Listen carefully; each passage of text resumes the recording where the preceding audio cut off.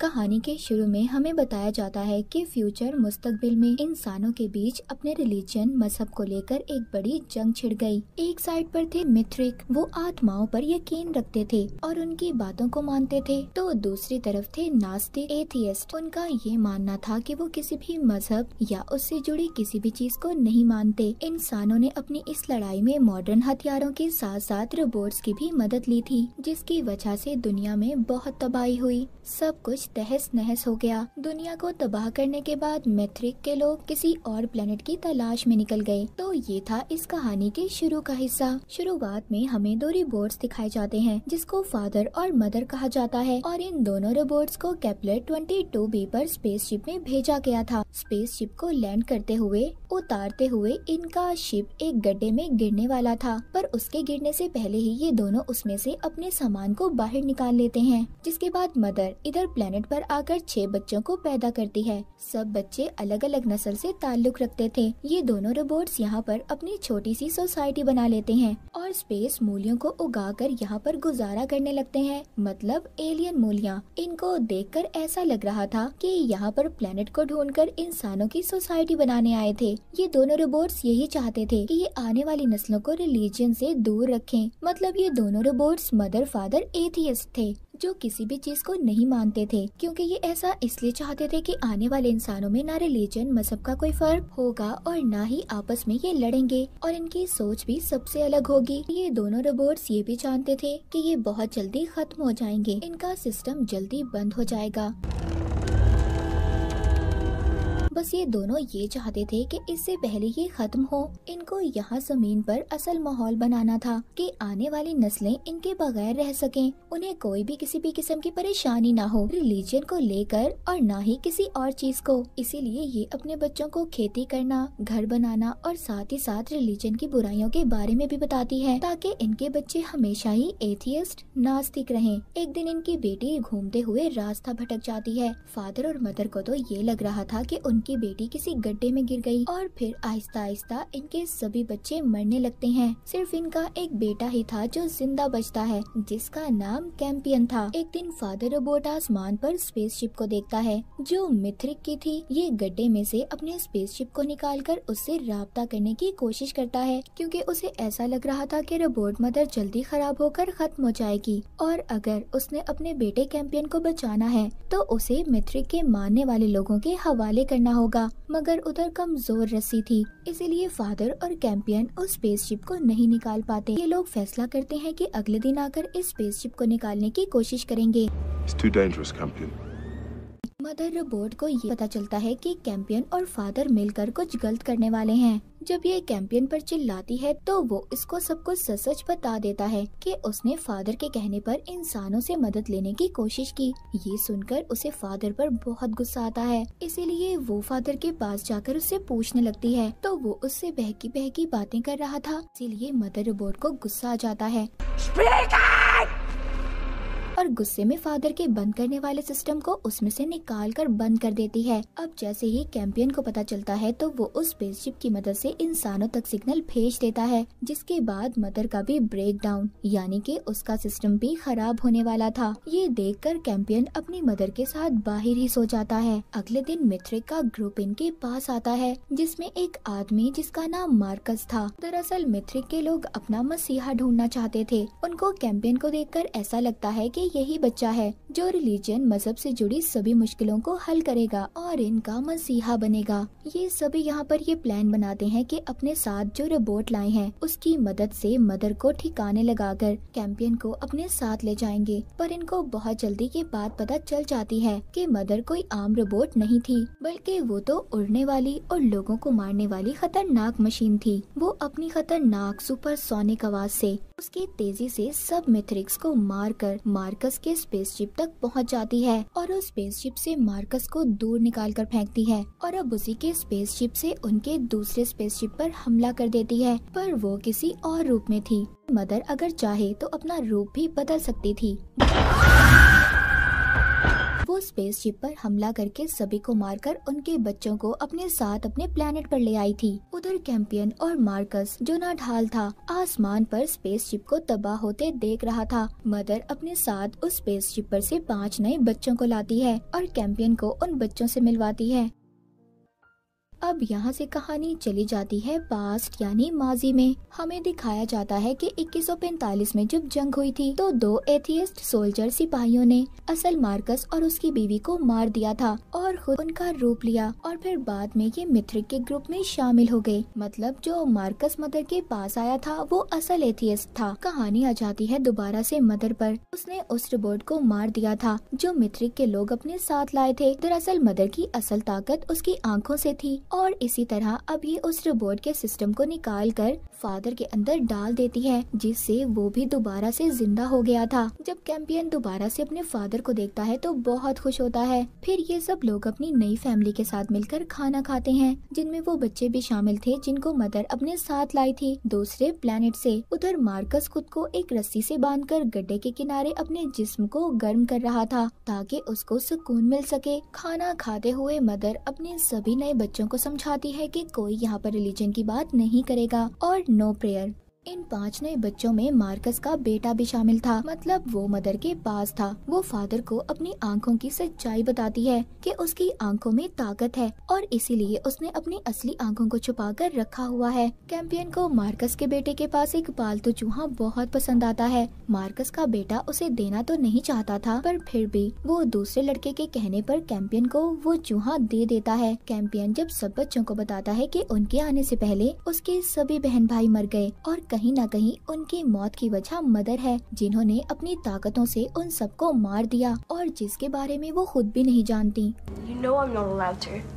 पर तभी उधर सब बच्चे प्रेयर दुआ करने लगते हैं। कैंपियन उनको ऐसा करने से रोक रहा था। जैसे ही मदर रोबोट को कैंपियन के पालतू चूहे के बारे में पता चलता है तो वो उस पर गुस्सा करती है और जिसका चूहा है उसे वापस देने का कहती है, मतलब मार्कस के बेटे को, और इसीलिए कैंपियन ने चूहे को वापस कर दिया था। इधर ही इन बच्चों में एक लड़की थी जो माँ बनने वाली थी। मदर को जल्दी उस लड़की का पता चल जाता है कि वो माँ बनने वाली है और यहाँ पर हमें ये भी पता चलता है मदर के बारे में कि वो किसी को भी देखकर उसके अंदर की सच्चाई जान लेती थी। इसीलिए वो उस लड़की को अब सब बच्चों से अलग रखती है। वो लड़की बताती है कि ये बच्चा मेरी मर्जी से नहीं है, मेरे साथ चर्च में रहने वाले एक आदमी ने बहुत गलत किया, मैं इस बच्चे को नहीं चाहती। मदर कहती है ठीक है, तुम नहीं चाहती, जो तुम्हारे साथ गलत होना था हो गया, पर इस बच्चे का कोई कसूर नहीं है, तुम इसके साथ क्यों गलत करना चाहती हो। मदर का ये रूप देखकर तो लड़की हैरान सी हो गई थी। एक रात एलियन जंगली जानवर इन पर हमला कर देते हैं। तभी मदर को ये बात भी पता चलती है कि उसकी आंखों को किसी ने चुरा लिया।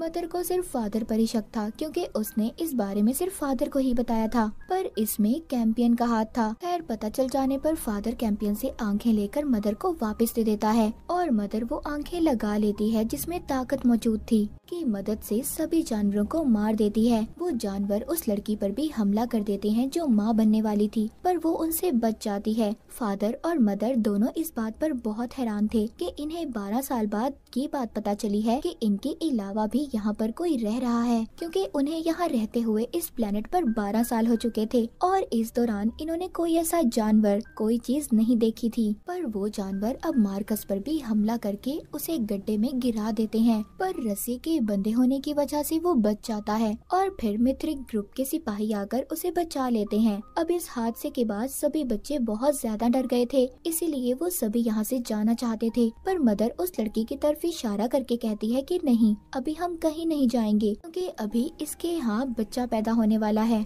ये सुनकर सभी बच्चे उसकी तरफ देखने लगते हैं। इस कहानी में हमें एक और बात बताई गई है कि केपलर 22 प्लेनेट का सफर जमीन से 13 साल का है। इसी बीच सबको हाइबरनेशन में रखा जाता है, यानी कि उनको लंबी नींद सुलाई जाती है, पर इस नींद में उनका जिस्म तो सो रहा होता है, लेकिन वो अपने दिमाग से सभी के साथ बात कर सकते हैं। मार्कस को होश आता है तो वो अपनी बीवी से अपने बेटे का पूछता है। वो बताती है कि हमारा बेटा मदर के कब्जे में है। दूसरी तरफ जो मदर के पास बच्चे थे उनमें से एक बच्चा सबको बताता है ये दोनों रोबोट्स हमसे झूठ बोल रहे हैं कि यहाँ पर जंगली जानवर हैं। ये हमें सिर्फ डरा कर इधर रखना चाहते हैं ताकि हम यहाँ से कहीं न जा पाएं। तभी कैंपियन को भी याद आता है कि पहले भी मदर ने ऐसी ही कहानी सुनाकर उन्हें यहाँ पर रखा था। वो लड़का जो यहाँ पर पहले सबको समझा रहा था अब वो उस लड़की से बात करता है जो माँ बनने वाली थी। वो कहता है तुम्हें अपने बच्चे का नाम उसी आदमी पर रखना चाहिए जिसका ये बच्चा है। लेकिन वो लड़की ये सुनकर उसे थप्पड़ मारती है जिससे उस लड़के के मुंह से खून आने लगता है और आहिस्ता आहिस्ता वहाँ पर सभी बच्चों की तबीयत खराब हो जाती है। कैंपियन को भी अब ऐसा ही लग रहा था कि मदर ही अपने बच्चों की जान ले रही है। उधर मदर जिसको अपने बच्चों की फिक्र थी वो उस तबाह स्पेसशिप में से एलियन रोबोट की शक्ल में आकर वहाँ से कुछ दवाइयाँ लेने जाती है ताकि वो अपने बच्चों की जान बचा सके। ये बात तो साफ थी कि मदर अपने बच्चों की जान नहीं ले रही थी। उधर स्पेसशिप में जितने भी मित्रिक बचे हुए थे जब वो मदर को देखते हैं तो जमीन के अंदर जाकर छुप जाते हैं। मार्कस अपने साथियों से कहता है कि मुझे लगता है इस रोबोट का प्रोग्राम किसी एथियस्ट ने बनाया है इसीलिए ये हमारी दुश्मन बनी हुई है। खैर मदर उधर से दवाइयाँ लेकर जब वापस जा रही थी का सामना एक मित्रिक रोबोट से होता है लेकिन मदर बड़ी ही आसानी से उस रोबोट को मार देती है। उधर कैंपियन फादर को चकमा देकर सभी बच्चों को लेकर भाग जाता है। उसको मदर रोबोट का ऐसा रूप देखकर लग रहा था कि वो सबको मार देगी। मार्कस और उसकी बीवी को सब पता चल चुका था कि मदर इधर दवाइयाँ लेने आई थी, मतलब सभी बच्चे अभी जिंदा हैं। अब बस इनको अपने लीडर को मनाकर बच्चों को तलाश करने निकलना था। उधर जिन बच्चों को कैंपियन अपने साथ जंगल के रास्ते लेकर निकल गया था उनमें से जो मार्कस का बेटा था उसको एक लड़की की आवाज आती है। ये वो ही थी जो मदर की बेटी थी और घूमते हुए भटक गई थी, पर सभी ये जानते थे कि वो मर चुकी है। लेकिन उसकी आवाज अब कहाँ से आ रही थी और यही आवाज उसको सब बच्चों से अलग कर देती है। वो एक गड्ढे में लटक जाता है। फादर को भी जल्दी स्पेसशिप में बैठकर बच्चों की लोकेशन का पता चल जाता है कि बच्चे कहाँ पर हैं। इसीलिए वो जल्दी से उन बच्चों को वापस लेकर घर आता है। यहाँ पर फादर को एक और बात पता चलती है कि बच्चों के मरने की वजह मदर नहीं बल्कि स्पेस मूलियाँ हैं जो खेती कर कर इन्होंने यहाँ पर उगाई थी। वो जहरीली मूलियाँ सब पर असर कर रही थी, लेकिन हैरानी की बात ये थी कैंपियन पर उनका कोई असर नहीं हो रहा था। उधर एक एलियन जानवर कैंपियन पर हमला कर देता है, पर सही वक्त पर फादर ने आकर उस जानवर को एक झोपड़ी में कैद कर दिया था। उधर मदर जो दवाइयों की तलाश में थी उसने मार्कस के बेटे को ढूंढ लिया था। रेगिस्तान में हमें दिखाया जाता है मैथ्रिक को वहाँ पर दफन एक बड़ा पत्थर मिलता है। उसकी शक्ल को देखकर ये सब समझते हैं कि ये बहुत खास है, इसको किसी खास मकसद के लिए बनाया गया होगा। उस पत्थर के अंदर से निकलती गर्मी को देखकर सब उसके सामने झुककर इबादत करने लगते हैं। मतलब मैथ्रिक को मानने वाले अपने सही रास्ते पर थे। फादर अपने बेटे कैंपियन से कहता है कि उस जंगली जानवर को मारकर मैं अपने बच्चों का पेट पालना चाहता हूँ जिसको इसने झोपड़ी में बंद किया था। पर कैंपियन कहता है पहले हमें कोशिश तो करनी चाहिए किसी और चीज को ढूंढने की। ऐसे जानवरों को मारना अच्छी बात नहीं है। इसीलिए ये जंगल में दूसरी सब्जियां ढूंढने जाते हैं, पर इनको कुछ भी नहीं मिलता। मदर को दिखाया जाता है जिसने सब बच्चों से लॉकेट उतरवाए थे उनको पिघलाकर एक बारीक सा हथियार बनाती है। उन सभी नए बच्चों के अंदर से ट्रैकिंग डिवाइस को बाहर निकाल देती है जिसकी मदद से मार्कस, उसकी बीवी और मित्रिक सब बच्चों को ढूंढ रहे थे, जिससे उनको अब कुछ भी पता नहीं चल पा रहा था। वहाँ पर एक रोबोट आकर मार्कस पर हमला कर देता है। उसे भी ये पता चल जाता है कि ये काम उसके लीडर का है, क्योंकि उसे मार्कस और उसकी बीवी पर शक था कि ये दोनों एथियस्ट से मिले हुए हैं। पर वो सिर्फ मार्कस को मारना चाहता था क्योंकि उसकी बीवी उनके ग्रुप में एक अकेली डॉक्टर थी जो दवाइयों के बारे में जानती थी। इसीलिए लीडर सिर्फ खाली मार्कस को ही मरवाना चाहता था। उधर कैंपियन उस जानवर को आजाद करने वाला था जो फादर का पकड़ा हुआ था, पर तभी उधर फादर आ जाता है। कैंपियन की ऐसी इस हरकत पर दोनों रोबोट्स ये सोचते हैं कि उनके बेटे कैंपियन की ये अच्छाई उन्हें कभी न कभी बहुत बड़ी मुसीबत में डाल सकती है। फादर बच्चों को समझाता है देखो, हम आज हैं और कल नहीं, इसीलिए तुम्हें मारना तो सीखना होगा, तुम्हें लड़ाई करना आना चाहिए। एक लड़की ये बात सुनकर उस एलियन जानवर को मारने की कोशिश भी करती है, पर डर से सभी बच्चों के साथ मिलकर भाग जाती है। मदर यहाँ पर रोजाना हाइबरनेशन पॉट में जाकर सो जाती थी, जो जंगल में इसने सबसे छुपा कर रखा हुआ था, जिससे वो अपनी पुरानी यादों में जा सकती थी। उधर मार्कस का प्लान अपने लीडर को मारने का पूरा हो जाता है, क्योंकि पहले लीडर उसको मारना चाहता था, मगर अब मार्कस ने अपने लीडर को मार दिया था। वो उसी पत्थर की आग की मदद से उसे जलाकर राख कर देता है। उसे देखकर सब ये समझते हैं कि वाकई ही इस पत्थर में कोई बात तो है, और जाकर सब लिपट जाते हैं। मार्कस की बीवी भी हैरान थी। वो अपनी बीवी को बताता है कि मुझे अजीब सी आवाज आई थी, उसने मुझसे ये सब करने का कहा, एक सोल, आत्मा की आवाज। उसकी बीवी ये सब सुनकर हैरान हो जाती है। इस पूरे हादसे के बाद मिथ्रिक के लोग मार्कस को अब अपना लीडर बना लेते हैं। उधर वो लड़की जो माँ बनने वाली थी, भूख से तंग आकर मदर का वो बारीक हथियार लेकर जो उसने बनाया था, उसकी मदद से उस एलियन जानवर को मार देती है, जो फादर ने कैद करके रखा हुआ था। उसे मारकर सभी बच्चे भूख से तंग उस जानवर का गोश्त खा रहे थे, सिवाय कैंपियन और मार्कस के बेटे को छोड़कर। मार्कस को स्पेसशिप में तलाशी लेते हुए वो आदमी भी मिल जाता है, जिसने उस लड़की के साथ गलत किया था, जो माँ बनने वाली थी, मदर के साथ रहती थी। वो उसको पकड़ लेते हैं। मार्कस कहता है कि हम इस आदमी को मदर के खिलाफ इस्तेमाल करेंगे। बाहर घूमते हुए कैंपियन और मार्कस का बेटा देखते हैं कि एलियन जानवर जिंदा रहने के लिए गड्ढों में लगी हुई फंगस यानी काई खा रहे थे। वो सोचते हैं कि फंगस अगर इनके लिए अच्छी है तो इंसानों के लिए क्यों नहीं, इसीलिए अपने लिए भी ये उस फंगस को इकट्ठा करना शुरू कर देते हैं, जो इनके लिए जहरीली भी नहीं थी। इधर मार्कस ने जिस आदमी को पकड़ा हुआ था, वो बताता है कि सारे काम उसने सोल के कहने पर किए।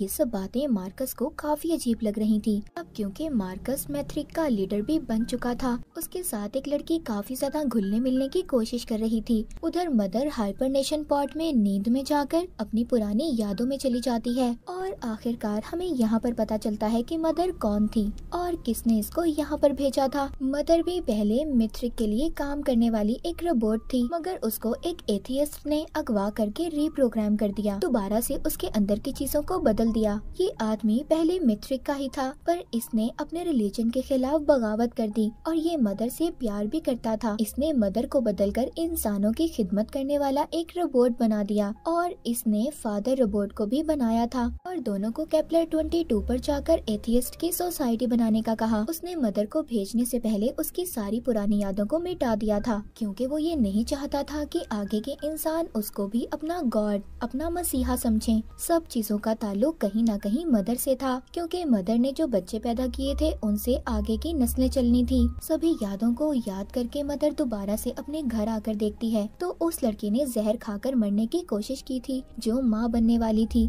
मदर उसको उल्टियाँ करवा के बचा लेती है और कहती है कि अब कुछ भी नहीं होगा, मैं किसी को भी मरने नहीं दूंगी, चाहे मुझे कुछ भी करना पड़े। वो ट्रैकिंग डिवाइस जो मदर ने बच्चों से निकालकर दूर फेंक दी थी, वो किसी को मिल जाती है, और वो आदमी उसे अपने साथ ले जाता है। उधर मिथ्रिक को उस डिवाइस से सिग्नल मिल रहे थे, इसीलिए पीछा करते हुए ये उस अनजान आदमी तक पहुँच जाते हैं, पर वो आदमी देखते ही देखते अजीब सी बड़ी बड़ी छलांगे लगाकर गायब हो जाता है। मतलब ये कोई आम इंसान तो नहीं था।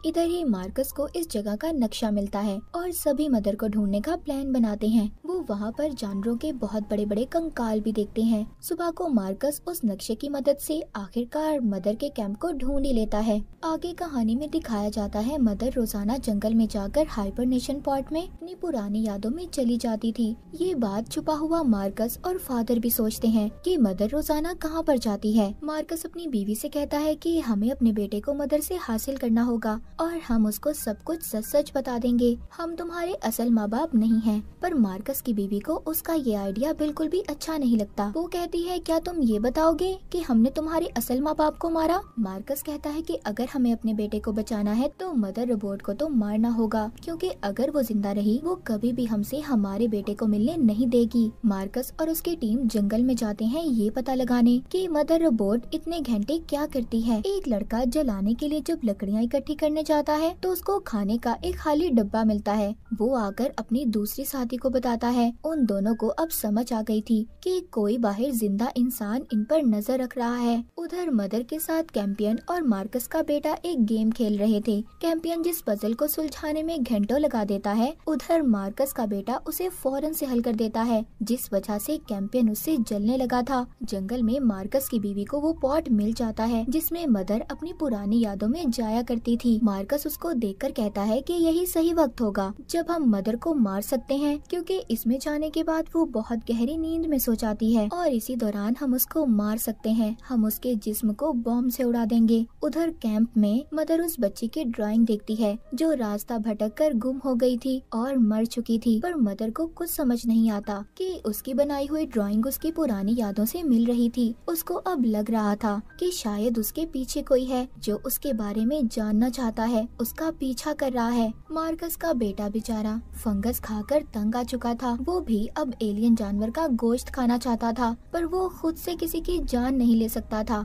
इस बात पर कैंपियन को उस पर गुस्सा आता है। कहता है तुम ये काम क्यों नहीं कर सकते, और उसे मारने लगता है। फादर जब ये देखता है कि कैंपियन मार्कस के बेटे को मार रहा है तो वो उसको मदर के पास लेकर जाता है। मदर उसको समझाती है कि बेटे ऐसे परेशानियां हल नहीं होती, ऐसे किसी पर हाथ उठाकर किसी को मारकर। पर कैंपियन उसको उल्टा जवाब देकर चला जाता है और कहता है मॉम आप ये सब ना ही कहें तो अच्छा होगा। उसके जाने के बाद मदर फादर से पूछताछ करती है कि फादर ही तो नहीं जो उसका पीछा कर रहा है, लेकिन फादर नहीं था। इसीलिए मदर अब खुद इस बात का पता करती है और जाकर अपने हाइबरनेशन पॉड में कंप्यूटर से पूछताछ करती है। उसको पता चलता है कि कोई वायरस है जो उसको उसकी पुरानी यादों की तरफ खींच रहा था। ये दोबारा से गहरी नींद में जाकर सब पता करती है। तभी वहाँ पर मार्कस के लोग आकर इसके चारों तरफ बॉम्ब लगा देते हैं और एक आदमी उसके आगे आईना लेकर खड़ा हो जाता है ताकि वो शीशा मदर की सारी ताकत को कुछ देर के लिए कंट्रोल कर पाए।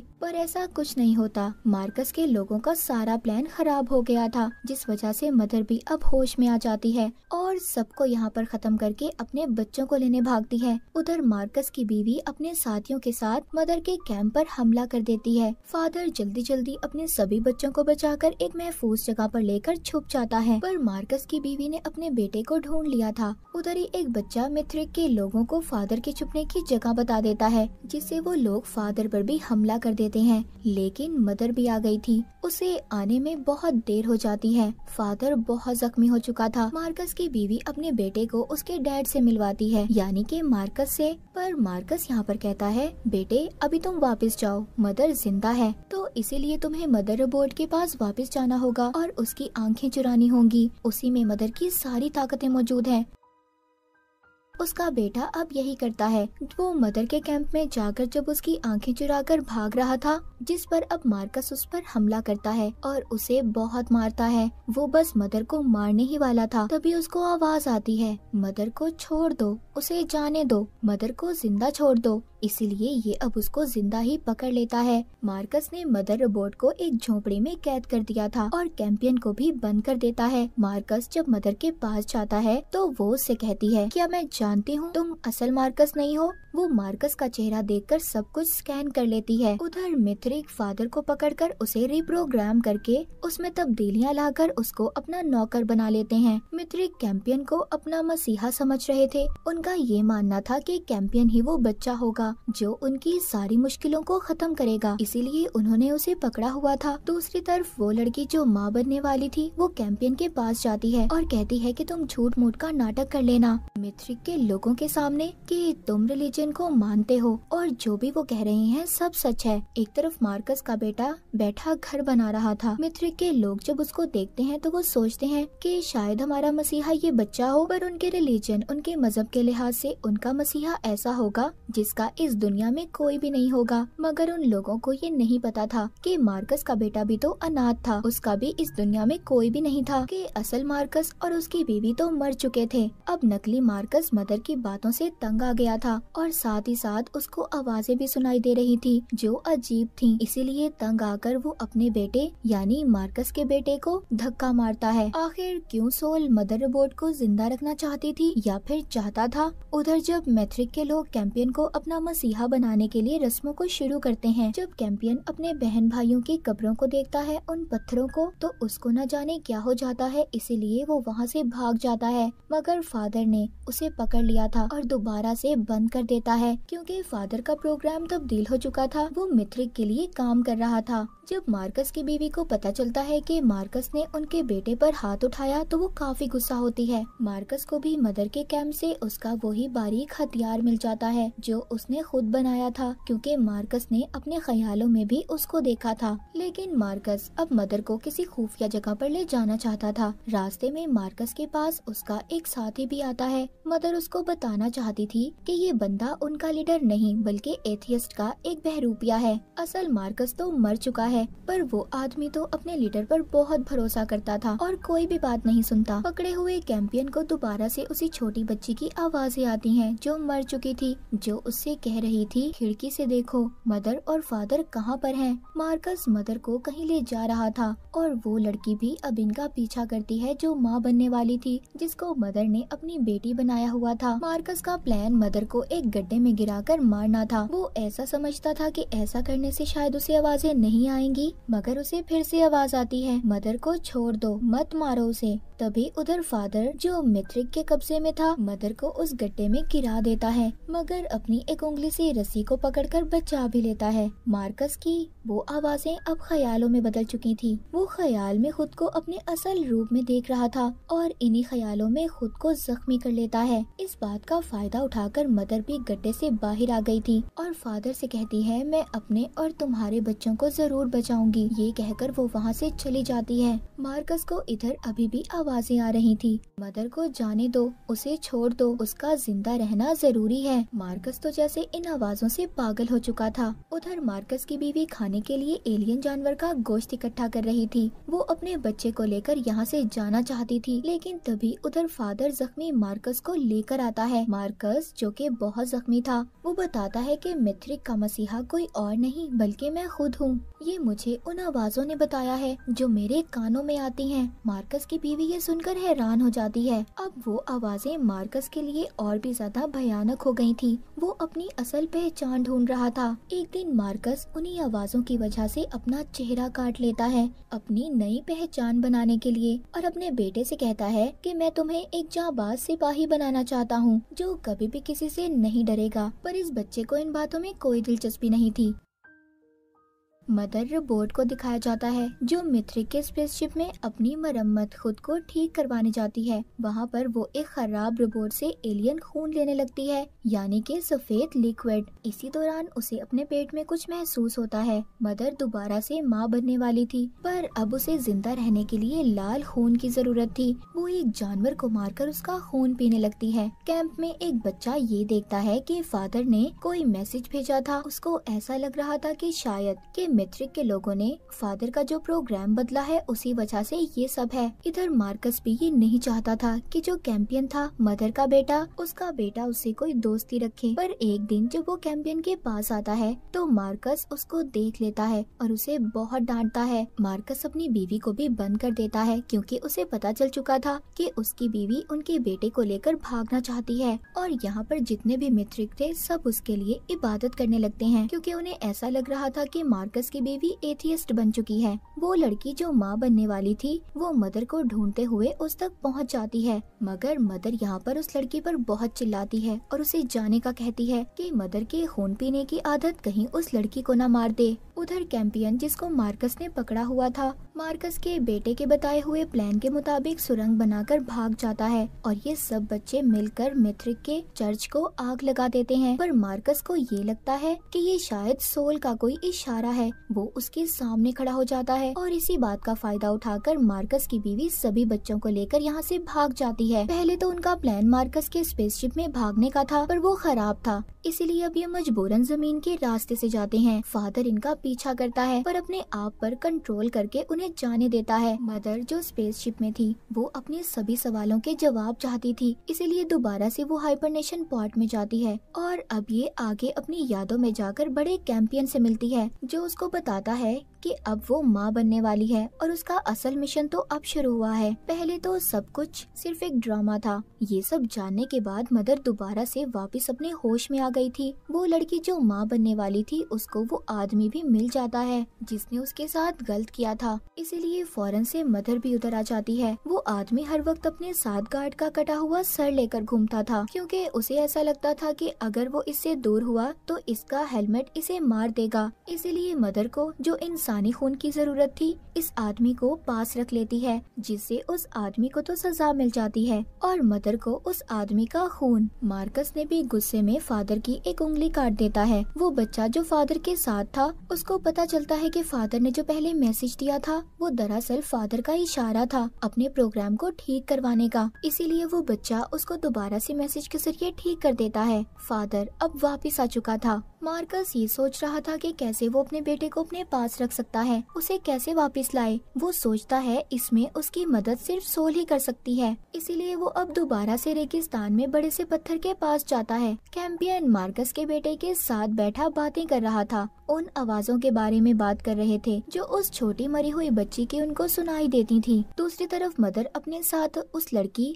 आदमी को लेकर एक महफूज जगह की तलाश में थी ताकि वो अपने होने वाले बच्चे को सही से पैदा कर पाए। उसको एक महफूज जगह मिल चुकी थी पर वहाँ पर कुछ अजीब से कार्ड लगे हुए थे। मदर के बच्चे भी उसे ढूंढते हुए उस तक पहुँच जाते हैं। मार्कस की बीवी भी उनके साथ थी। मदर अपने बच्चों से मिलती है और बहुत खुश होती है पर अचानक से बेहोश हो जाती है। तभी सभी बच्चों के कहने पर मार्कस की बीवी मदर रोबोट का इलाज करती है। इधर मार्कस मदर के कैंप में पहुंच जाता है। उधर वो ही बच्चा था जिसने फादर को ठीक किया था। वो उससे सबका पूछता है कि सब लोग कहाँ पर हैं, जिस पर वो मना कर देता है और कहता है कि मैं नहीं जानता कि कौन कहाँ पर है। इसीलिए मार्कस ये पता करने के लिए उसके हाथ उस पत्थर पर लगा देता है जिसमें आग थी, पर उस बच्चे को कुछ नहीं होता। इसका मतलब ये था कि ये सच बोल रहा था, इसको कुछ भी नहीं पता था। गुफा में जब मार्कस की बीवी मदर का इलाज कर रही थी, मदर उसको देखकर कहती है, मैं जानती हूँ तुम और मार्कस नकली हो, तुम्हारी पहचान कोई और है। उधर मार्कस के पास से फादर और वो बच्चा अंधेरे में उसका स्पेसशिप लेकर भाग जाते हैं। इस बात पर मार्कस को बहुत गुस्सा आता है और गुस्से में वो अपने एक सिपाही का गला घोटकर मार देता है क्योंकि स्पेसशिप की रखवाली करना इसका काम था, पर उस वक्त ये सो रहा था। इस बात को देखकर जितने भी मित्रिक थे सभी मार्कस के दुश्मन हो गए थे। उधर मदर को जो कार्ड मिले थे उसको स्कैन करके वो एक अलग दुनिया में पहुंच गई थी, जहां पर वो देखती है कुछ आदमी जो काले कपड़ों में थे वो एक एलियन मूर्ति की पूजा कर रहे थे। पर तभी जब मदर ये ख्याल देख रही थी तो इसी दौरान वो आदमी जिसने लड़की के साथ गलत किया था वो भागने की कोशिश करता है और मदर पर हमला भी। पर इसी दौरान दूसरी लड़की उसके आगे खड़े होकर उसका ध्यान भटकाती है और वो लड़की इसके गार्ड के सर को दूर फेंक देती है, जिस वजह से इस आदमी का सर पिचक जाता है और उसकी मौत हो जाती है। मतलब उसका कहना सही था, वो सर ही उसकी मौत की वजह था। तभी यहाँ पर फादर और वो बच्चा भी जिसने फादर को ठीक किया था दोनों स्पेसशिप में यहाँ तक पहुँच गए थे। जब फादर यहाँ पर पहुँचता है तो माँ बनने वाली बात मदर के बारे में सुनकर काफी हैरान होता है। पहले तो ये गुस्सा होकर चला जाता है पर बाद में ये मान जाता है और कहता है कि वो भी उसकी मदद करेगा। यहाँ पर मार्कस की बीवी मदर से कहती है, मैं माँ नहीं बन सकती पर हाँ मैं तुम्हारी मदद जरूर करूँगी। मार्कस के बेटे को भी वो आवाजें आने लगी थी जो उससे गलत काम करवा रही थी। वो कार्ड्स जिससे अभी मदर अपने ख्यालों की दुनिया में गई थी वो उसको जला देता है ताकि कोई भी सच्चाई के बारे में ना जान पाए।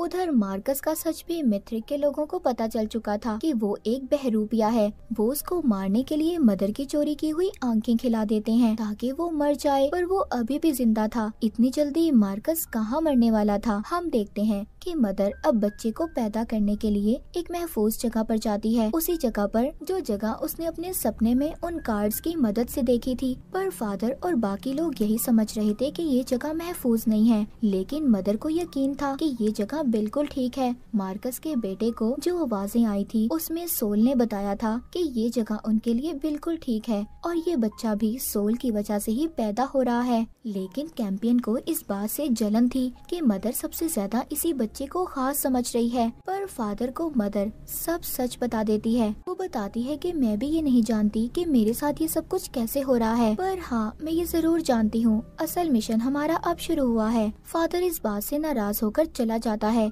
जब मार्कस की बीवी मदर रोबोट का टेस्ट लेती है तो वो बताती है तुम्हारा बच्चा तेजी से बढ़ रहा है और बहुत जल्दी ये दुनिया में भी आएगा, ये सबसे ज्यादा ताकतवर है। दूसरी तरफ मार्कस का बेटा एक गुफा में पहुंच जाता है जहां पर वो बनी हुई एक ड्राइंग देखता है जिसमें सांप और स्पेसशिप बना हुआ था। क्या ये कोई आने वाले कल का पता बता रहा था या कुछ और? उधर मार्कस जो अभी भी जिंदा था पर उसके जिस्म पर अजीब से निशान आ गए थे, लेकिन अभी भी उसे ख्याल आ रहे थे कि सोल उसको रास्ता दिखा रही है और एक स्पेसशिप का पीछा करते हुए वो एक सांप के कंकाल तक पहुंच जाता है। मतलब सांप की भी कोई कहानी थी। इधर उसका बेटा जो स्पेसशिप के पार्ट्स को एक गड्ढे में फेंक रहा था, तभी वहाँ पर मार्कस की बीवी आती है और पूछती है क्या कर रहे हो। वो बताता है कि मुझे सोल ने कहा है ये जगह महफूज है और यहाँ से हम कहीं नहीं जाएंगे। मगर उसकी माँ कहती है बेटा ये सब बातें हैं, कोई सोल नहीं है। मगर उसका बेटा समझने का नाटक कर देता है, लेकिन वो कुछ नया करने वाला था। रात को मदर एक गड्ढे के पास आती है और अपने बनाने वाले से कहती है आगे मुझे क्या करना है,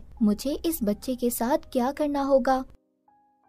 तभी वहाँ पर वही छलांगे लगाने वाला आदमी आ जाता है, मगर फादर भी उधर पहुँच गया था और मदर एक ही मुक्के से उसे मार देती है। फादर जब उसका मास्क हटाता है तो वो एक एलियन था। उसके बैग से उन्हें इंसानी खोपड़ी मिलती है, पर वो जमीन पर रहने वाले इंसान की नहीं थी, वो किसी दूसरे प्लेनेट के इंसान की थी। उधर मार्कस की बीवी को पता चल चुका था कि मदर जल्द ही माँ बनेगी और अगर अभी उसका बच्चा पैदा ना हुआ तो वो मर सकता है। मार्कस का बेटा उसको भी अब सच्चाई पता चल चुकी थी। सोल ने उसे बताया था जो तुम्हारे माँ बाप हैं वो असल नहीं हैं, वो एक बहरूपियाँ हैं। इसीलिए वो अपनी माँ पर गोली चला देता है। अब वो तो जख्मी हो गई थी, इसीलिए मदर के पास तो नहीं जा सकती थी, वो बच्चों को लेने भेजती है। मदर भी एक गुफा में पहुँच गई थी जिधर वो उसी एलियन की मूर्ति देखती है जो उसने कार्ड्स के जरिए अपने सपने में देखी थी। जब इन सभी चीजों को देख रही थी तो तभी उसका बच्चा पैदा होने वाला था, मगर बहुत ज्यादा दर्द के बाद मदर रोबोट का बच्चा उसके मुंह से निकलने लगता है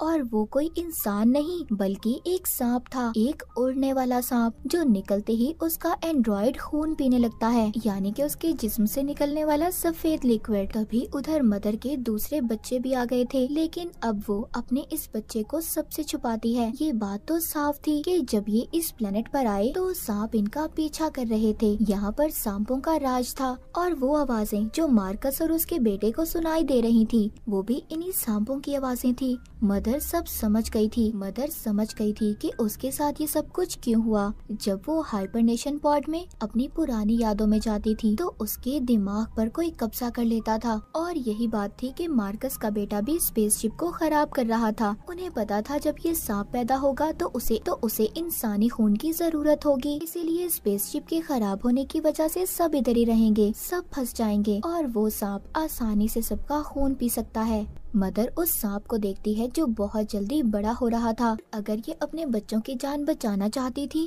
तो ये फादर के साथ उस सांप को लेकर स्पेसशिप में यहाँ पर एक गड्ढे में चली जाती है जिधर दहकता हुआ लावा था। वो उस लावे में जाकर अपने साथ ही इस सांप को भी खत्म करना चाहती थी। कैंपियन जब ये देखता है तो बहुत चिल्लाता है। मदर और फादर के आखिरी वक्त में उनके सामने उनके सभी बच्चों की यादें आ रही थी। उनको पूरा यकीन था कि इनके जाने के बाद कैंपियन ह्यूमैनिटी इंसानियत का नया लीडर मसीहा बनेगा। उधर मार्कस जो भी जिंदा था जंगल में कुछ एथियस्ट को देखता है और एक को छोड़कर बाकी सबको मार देता है। उसके कान से डिवाइस निकालकर सब एथियस्ट को बताता है यहाँ पर कोई भी एथियस्ट नहीं आएगा, सोल ने सबको मना किया है, मैं अब इस प्लेनेट का राजा हूँ। पर तभी उधर एक स्पेसशिप आती हुई दिखाई देती है जो एथियस्ट की ही थी। उधर मदर और फादर जो लावे में गए थे, मगर दूसरी तरफ से उनका स्पेसशिप बिल्कुल ठीक हालत में निकल आता है और उड़ने वाला सांप भी यहाँ से चला गया था। जो मार्कस के बेटे को ड्राइंग दिखी थी, स्पेसशिप, एलियन, उड़ने वाला सांप, ये अब सब कुछ सच हो चुका था। मदर के सभी बच्चों को ऐसा लग रहा था कि फादर और मदर तो मर गए हैं, जिसके बाद सब कैंपियन की तरफ देखते हैं कि उनके मरने के बाद सारी जिम्मेदारी अब कैंपियन की थी। इसी के साथ ये सीजन यहीं पर खत्म हो जाता है।